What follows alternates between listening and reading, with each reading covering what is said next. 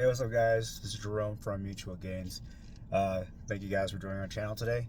Just want to talk about what happened the past couple weeks. I've kind of haven't been posting anything. Just been busy. Let's see. Um, we turned off our TCG store and our eBay store primarily because the inventory that I currently had ended up mixing with each other by accident. And with having over 40 to 50,000 cards, maybe even more, I haven't had a chance to check. I haven't been able to properly get orders out right and faster, and it just started becoming a mess. So I made the decision to just turn off the stores for now. Just hide it because I didn't want to confuse any more orders, and just bought these boxes, these 5-row boxes that holds up to 1,000 to 1,200 per row to help me out with the inventory process, or 1,600 per row. So that's what I was doing. That's what I've been doing. I've been separating everything by set using the card sorters. I have 5 trays or 4 trays. I gave one away to one of my friends who's starting up, and just started doing that. So I separate everything by set and then in alphabetical order and into the boxes using a label maker to identify which set they're in. And then I would choose the sets that are currently in play, so like Destined Rivals, Surging Sparks, or some of Surging Sparks, Journey Together, Mega Evolutions, Ascendant Heroes, Phantasma Flames. I don't have any Chaos Rising bulk yet, or Perfect Order yet. So I uploaded those cards into my TCG store, and as for my eBay store, anything that's hollow from the Crown Zenith, from Sword and Shield and older, those hollows and reverse hollows go straight into my eBay store. So that's basically what I've been doing for the past few weeks to a month, and hopefully that's been helping out my store.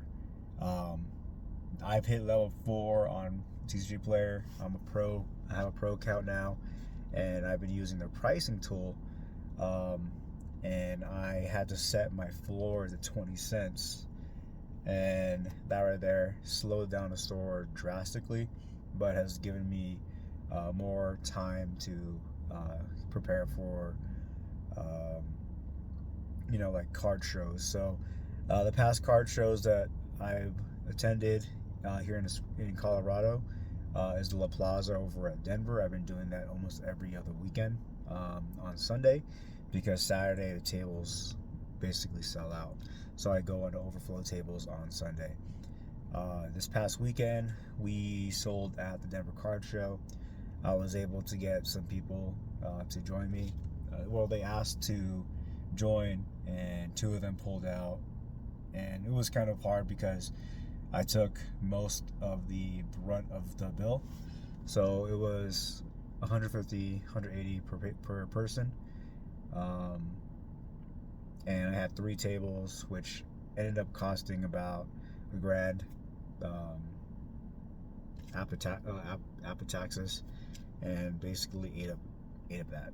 But it wasn't all at a loss. I was able to make up for it, and was able to accomplish what I wanted to do. So what I wanted to do for the funds for June was to buy 5 master sets. Those 5 master sets are Journey Together, Stellar Crowns, Twilight Masquerade, Chaos Rising, and Sword and Shield base with the promos, along with all the bulk that was used to build it.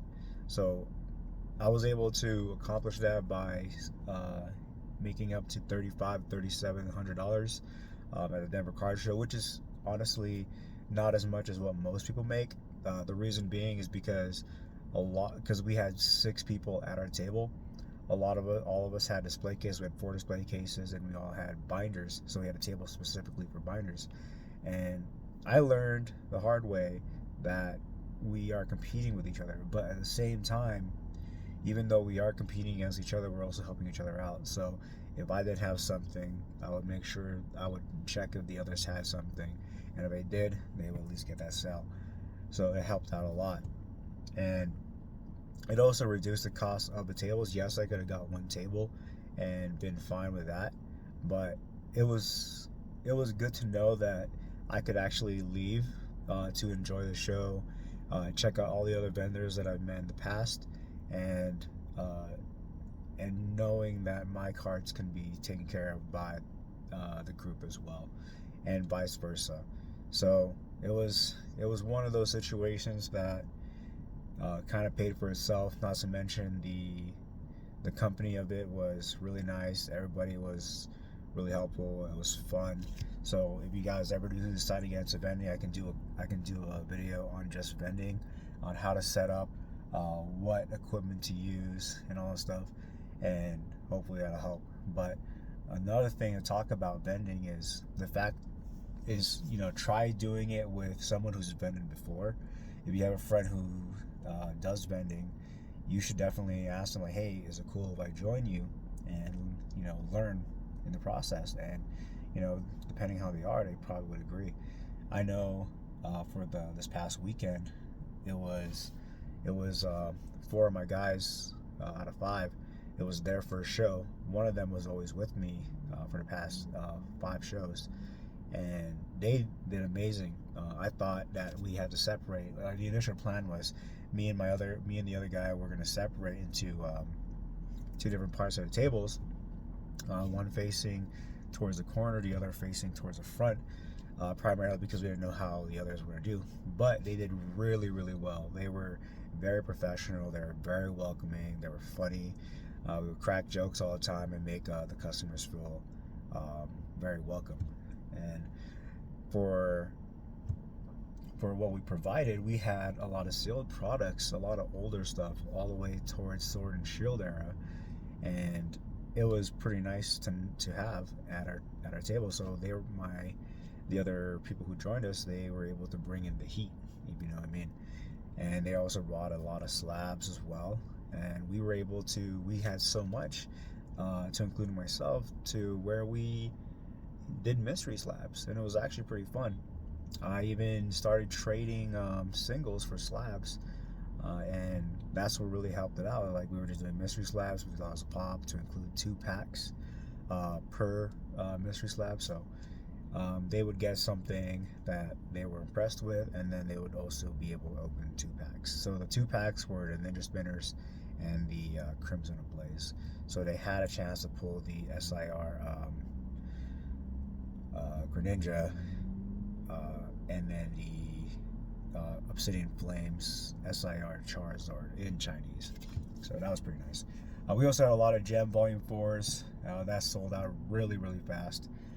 We put it at $40, which is basically what you would pay for, or like $2-3 more than what you would pay for after checkout, to include shipping on eBay. So it was a pretty fair price. My cousin, who's also a vendor, told me that people were selling them at $90 a pop. I cannot believe why people would do that. So for people who are getting into Pokemon, make sure you are aware of the apps and the prices that you pay for, because there are going to be vendors that overcharge. So if you have an idea of what you want to buy, at least look it up. Unfortunately, the Denver Card Show did not have good service, and the Wi-Fi was basically slow, primarily because a lot of vendors were sharing it with patrons, which I understand, because they want to transact, and they couldn't really do it because, 1, the ATMs were down, 2, a lot of people weren't paying with cash, which is wild, and they were trying to pay with card, and they couldn't pay. If they couldn't pay with that, they would try Venmo, they would try Cash App, PayPal, Apple Pay, and they couldn't do it, primarily because there was no service for them. So that's why people were sharing the Wi-Fi password. Let's see what else. I do plan on vending this next show over at All Seas Collectibles over in Denver on July 18 and 19, and then back in Pikes Peak in August, 8 and 9. So hopefully the rest of my team will be back from training. So my team we're all in the military. A lot of us have, a couple of us have been in the same time. So me and one of the guys, we've been in for over a decade. And like I said, this is something I'm using to build towards retirement. So they're gonna be gone. I'll be by myself, or not by myself. I'll have one of the guys. He's a civilian. He's never been in the military.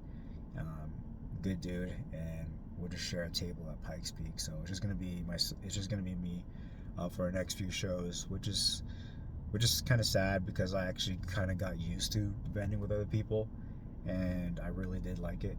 So, like I said earlier, if you do have a friend who is vending, definitely try to jump in with them. Definitely try to learn as much as you can from them, because there's a lot of valuable experience in it.